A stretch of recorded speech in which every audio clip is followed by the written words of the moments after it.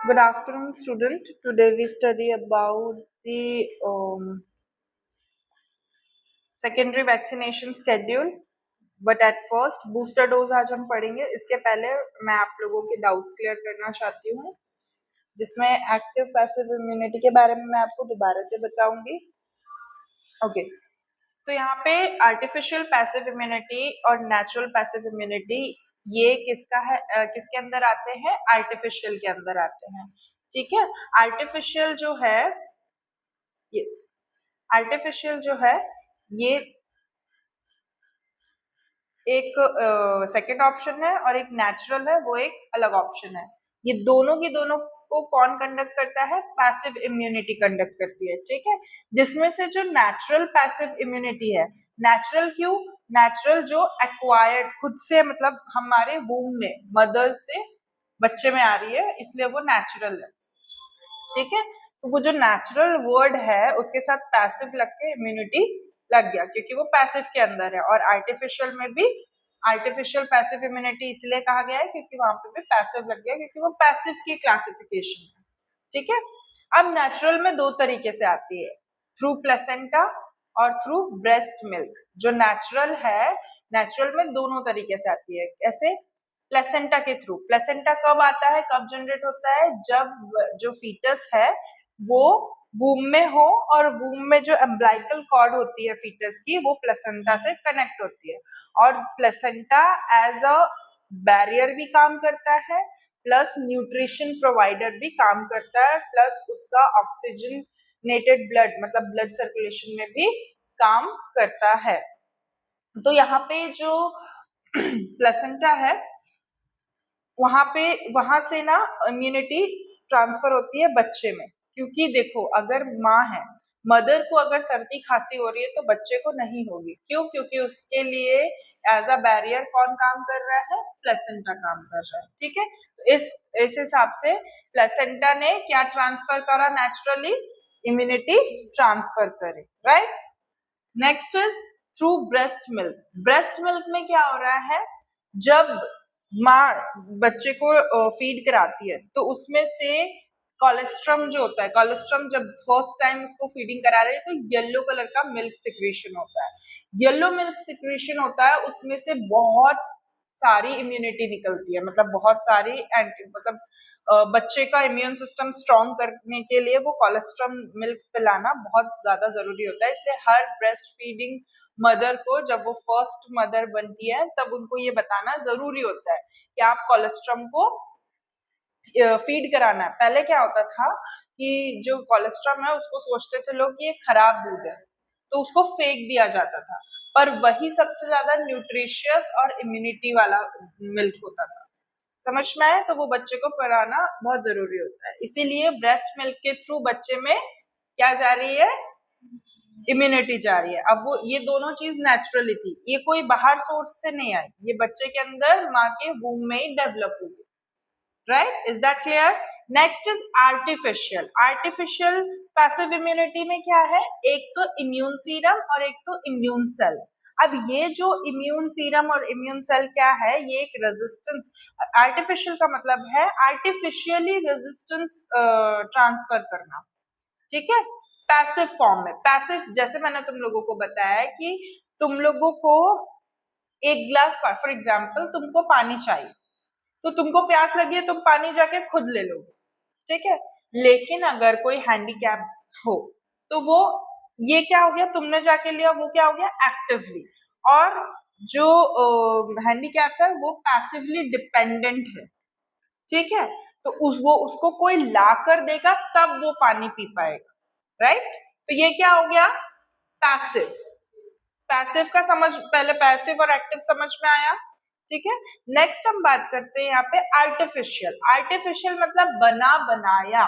तो बना बनाया यहाँ पे क्या है? इम्यूनिटी. बनी बनाई इम्यूनिटी तुम्हारी बॉडी में इंसर्ट करी जाएगी. ठीक है. और बन रही है वो इम्यूनिटी क्या है? एक्टिव या फिर इम्यून या इन्नेट भी बोल लो.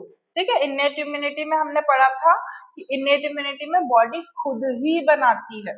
ठीक है. हमारी बॉडी खुद ही एंटीबॉडीज बनाती है.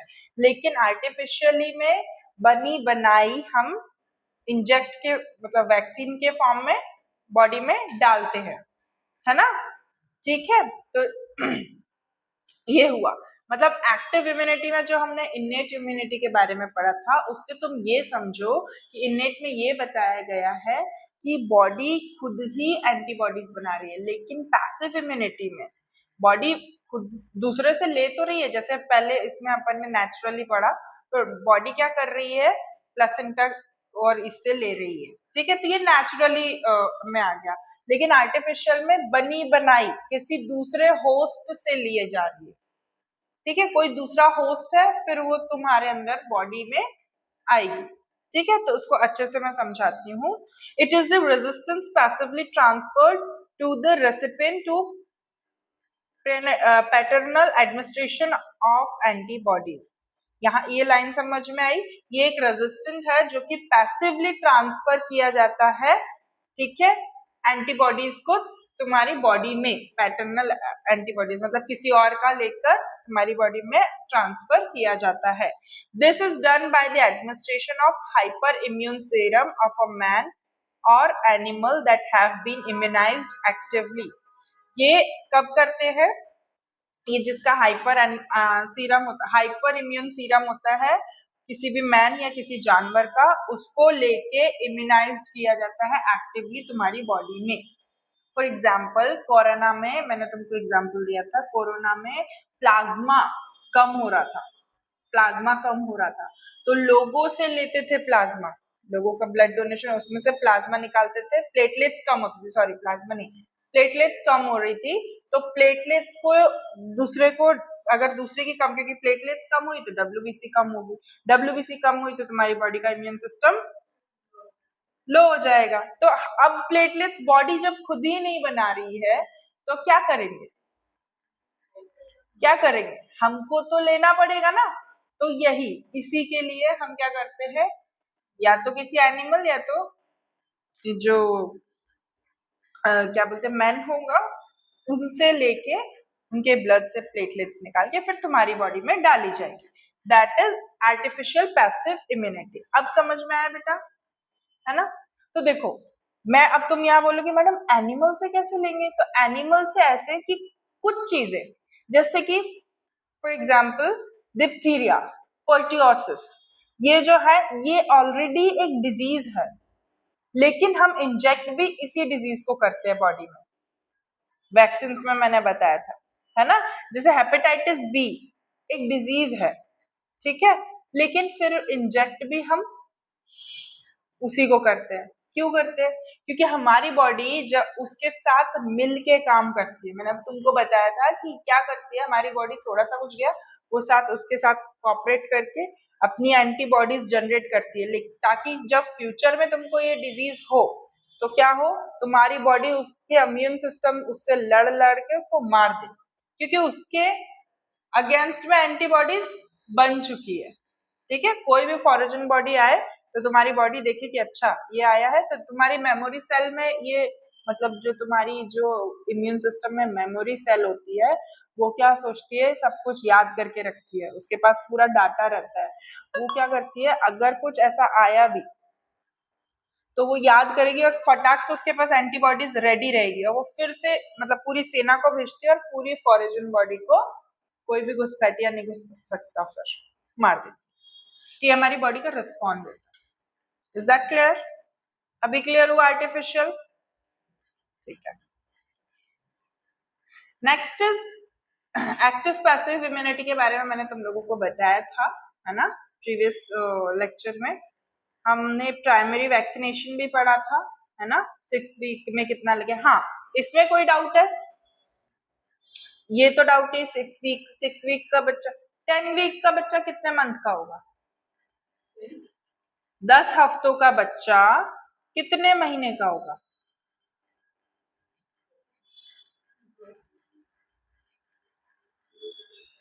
एक हफ्ते में कितने महीने होते हैं, एक हफ्ते, सॉरी एक महीने में 4 वीक होते हैं, हाँ 2.5, है ना, ऐसे क्वेश्चन पूछ ले, अभी यूनिवर्सिटी में नहीं, पर अगर किसी कॉम्पिटिटिव एग्जाम में पूछ ले तो तुम प्रिपेयर रहना। अगर वहां पे जैसे ऐसे पूछ सकता है 6 वीक का बच्चा को ओपीवी का वैक्सीन लगना है, नहीं कितना 1.5 मंथ का बच्चे को ओपीवी का वैक्सीन लगना है, तो उसके कितने वीक्स होंगे, कितने वीक्स का बच्चा होगा ये, या ऐसे ऐसे दे दी कि 6 वीक के बच्चे को ओपीवी कब लगना है, तो 1.5 मंथ अपन ऐसा लिख सकते हैं ना, अपने दिमाग में ये चीजें क्लियर होनी चाहिए। ठीक है, अब 14th वीक का बच्चा कितने महीने का होगा, 14th वीक का बच्चा कितने महीने, 14th वीक 14 हफ्तों का बच्चा कितने कितने इसका होगा, 1 साल 4 महीने वाला नहीं है वो। यही तो कंफ्यूजन होता है, यही तो घुमाने वाली ट्रिक है। समझ में आया? 14th वीक का 3.5 समथिंग होगा, 3 महीने 3.5 महीने का बच्चा है ना, उसको ये डोजेस लगेंगे, ये ध्यान रखना, इसीलिए तुमको बोला था कि पढ़ लेना इसको, और जब ये सभी बच्चे आएंगे तो मैं ये पूछूंगी। नेक्स्ट इज बूस्टर डोज पे आते हैं, है ना, तो अब हमारे टॉपिक्स शुरू करते हैं। देखो बूस्टर डोज 12 से 18 मंथ, अब यहाँ पे मंथ में आ गया, ठीक है, पहले वीक्स में पढ़ा था, तो यहाँ पे 1 साल से 1 साल या फिर 1 साल या 1 साल 8 महीने के बच्चे को ये HIV, ठीक है, और HIV नहीं, HIV, ठीक है, इंट्रामस्कुलर लगेगा 16 to 24 मंथ का, मतलब 16 से लेके 24, मतलब 2 साल तक के बच्चे को डिप्थीरिया लगेगा, booster dose, oral polio drops लगेंगे, 2 ड्रॉप्स लगेंगे, फिर मीजल्स मम्स रुबेला का सेकेंड डोज लगेगा। पहले डोज कहाँ लगाया था हमने, 12 से 9 महीने में, ठीक है, उसके बाद ये सेकेंड डोज यहाँ लग रहा है, ठीक है, तब 2 साल बाद, ठीक है। फिर आता है 5 से 6 साल में DT, 10 इयर्स में TT, फिर 16 साल में फिर TT लगेगा, फिर as early as possible during pregnancy के टाइम पे TT लगेगा फर्स्ट डोज, फिर 1 महीने बाद फिर से TT लगेगा सेकेंड डोज, और 3 साल के बाद फिर से बूस्टर डोज लगेगा, सॉरी 3 महीनों के बाद, with in previously vaccinated with in 3 years, ठीक है। तो यहाँ पे जब प्रेगनेंसी होती है, तो देखो मैं तुमको प्रेगनेंसी का बताती हूँ, first trimester, second trimester, third trimester, ये मैं तुमको ओबीजी में बताऊंगी हालांकि तुम्हारे थर्ड ईयर में। तो यहाँ पे जो फर्स्ट ट्राइमेस्टर होता है ना, ऐसे 3 ट्राइमेस्टर होते हैं। फर्स्ट ट्राइमेस्टर जो होता है वो 1 साल से लेके मतलब सॉरी 1 महीने से लेके 30 महीने तक एक ट्राइमेस्टर होता है, चौथे महीने से लेके 6वें महीने तक दूसरा ट्राइमेस्टर होता है, 7वें महीने से लेके 9वें महीने तक तीसरा ट्राइमेस्टर होता है। तो अगर कभी ट्राइमेस्टर की बात आए तो ट्राइमेस्टर इन द सेंस महीना, ठीक है, ऐसे 9 महीने होते हैं 3 ट्राइमेस्टर में, ठीक है, एक टाइम ड्यूरेशन है, इसमें 3-3 महीने कवर होते हैं, ठीक है। तो उस हिसाब से टीटी के डोजेस लगते हैं प्रेग्नेंट वुमेन को, पहला फर्स्ट डोज, सेकेंड डोज, फिर बूस्टर डोज, जो कि 7 महीने के पहले लगता है, 7वें महीने के पहले, मतलब सेकेंड ट्राइमेस्टर में ही बूस्टर डोज लग जाता है, 7वां महीने तक, यस, तो वो किस में आ गया, सेकेंड में आया कि थर्ड आया, थर्ड ट्राइमेस्टर के, मतलब 8वें और 9वें महीने के पहले पहले टीटी के बूस्टर डोज लग जाते हैं, ठीक है, ओके। नाउ यहाँ पर बताया है एट बर्थ टाइम में डीपीटी और ओपीवी लगेगा, डोज कॉल्ड जीरो डोज जिसको कहा जाता है 14 डेज के एज में, ठीक है, if missed early given the MMR, देखो पहला डोज बर्थ के टाइम पे डीपीटी, ठीक है, जिसको हम जीरो डोज बोलते हैं, ठीक है, जीरो डोज कहा गया है डीपीटी और ओपीवी। बर्थ के टाइम पे, बर्थ मतलब जब बच्चा तुरंत आया है डिलीवर होके तभी लगेगा, ठीक है। फिर अगर मिस हुआ है तो 14 डेज के अंदर अंदर ही लगाना है, ठीक है। जैसे कभी मिस हो गया, नहीं लगा पाए, तो 14 डेज के अंदर, विद इन 14 डेज, वैसे तो पैदा होते ही लग जाते हैं, बीसीजी वगैरह भी लगता है ना। फिर फिर उसके बाद कब देते हैं, मीजल्स मम्प्स रूबेला वैक्सीन देना है। फिर सेकेंड डोज डीटी का देना है और डीपीटी का देना है 1 मंथ का होने के बाद, ठीक है। फिर सेकेंड डोज टीटी का देना है, टिटनस टॉक्साइड। देखो ये प्रीवियसली अगर कोई हिस्ट्री नहीं है इनकी तो तुरंत डीपीटी देंगे, डीटी देंगे और टिटनस टॉक्साइड देंगे। अब देखो बीसीजी का मतलब क्या है, एब्रीवेशन क्या है, एब्रीवेशन मतलब जो इनके शॉर्ट फॉर्म लिखे हैं उनका फुल फॉर्म क्या है। देखो BCG bacillus Calmette Guerin, DPT diphtheria pertussis tetanus, OPV oral polio vaccine, ठीक है। DT diphtheria and tetanus toxoid, TT tetanus toxoid, Hib haemophilus influenza type B vaccine, ठीक है। सो यहाँ पे अब हम बात करते हैं इम्यूनो प्रोफाइलैक्सिस के बारे में। Immuno prophylaxis, what do you mean by immuno prophylaxis? It is a prevention of disease by the administration of vaccine or hyperimmune sera, or it may be defined as prevention of disease by the production of active or passive immunity.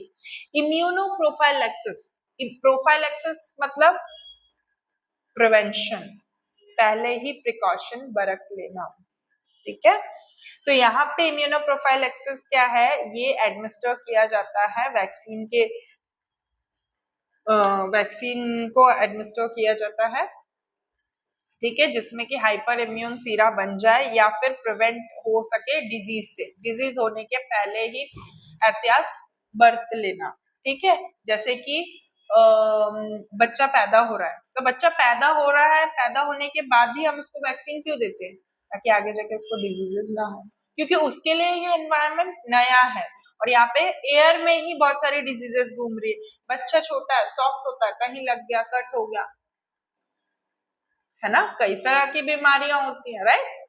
तो इसीलिए तो इस चीज से prophylaxis करना, that is called immuno prophylaxis. अब ये actively होता है और पैसिव इम्यूनिटी दोनों पे ही काम करता है, ठीक है। अब इम्यूनाइजेशन और immunization according to WHO definition क्या है, process whereby the person is made immune resistant to an infectious disease. Typically administered of a vaccine, immunization is of 3 type. देखो अब यहाँ पे इम्यूनाइजेशन और इम्यूनाइजेशन WHO के अकॉर्डिंग यहाँ पे क्या बताया गया है इसकी डेफिनेशन में कि ये पर्सन को क्या करता है, इम्यून रेजिस्टेंस करता है। Immune resistance in the sense कि किसी भी डिजीज को होने से पहले रेजिस्ट कर देना, ठीक है।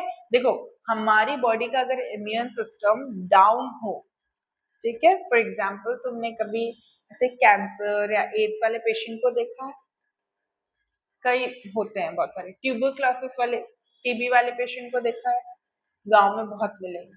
एनेमिक पेशेंट को देखा है, एनेमिक तो देखा होगा, जो बहुत जिनके बहुत कम खून रहता है, पतले दुबले से रहते हैं, एनेमिक तो दिख जाएगा, सॉरी टू से, पर हाँ अदिति जो है उसको भी एनीमिया, उसको मतलब ऐसा नहीं है कि डिजीज जैसा, पर उसको अनेमिया है। अनेमिया इन द सेंस कि खून की कमी होना, ठीक है। और आजकल लड़कियों में देखी जा रही है खून की कमी होना, है ना, तो बॉडी में दिखता है। उसके सिम्टम्स क्या होते हैं एनीमिया के, उठने में चक्कर आना, बैठने में चक्कर आना, थोड़ा भाग लो तो चक्कर आना, खड़े खड़े चक्कर आ जाते हैं, है ना, बीपी लो रहेगा, थकान ज्यादा रहेगी, नींद ज्यादा आएगी, ड्राउजी से ऐसा होगा, थकावट रहती है, रेस्टलेसनेस लगेगा, ठीक है। तो ये आयरन डेफिशिएंसी के सिम्टम्स है, एनेमिक के सिम्टम्स होते हैं, ठीक है।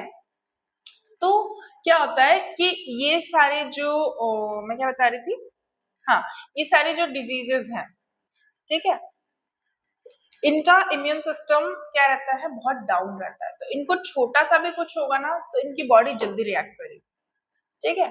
लेकिन हमारी बॉडी बहुत हेल्दी है, तो हमारी बॉडी में कुछ भी चीजें आती भी है ना तो ठीक कर देती है, ठीक है। लेकिन इनको नहीं होगा, अगर इनको सर्दी हुई तो इनको निमोनिया हो जाएगा, निमोनिया से इनको अस्थमा हो जाएगा, लंग्स की, रेस्पिरेटरी की कई तरह की डिजीज हो जाएगी। क्यों? क्योंकि इम्यून सिस्टम बैठ गया है।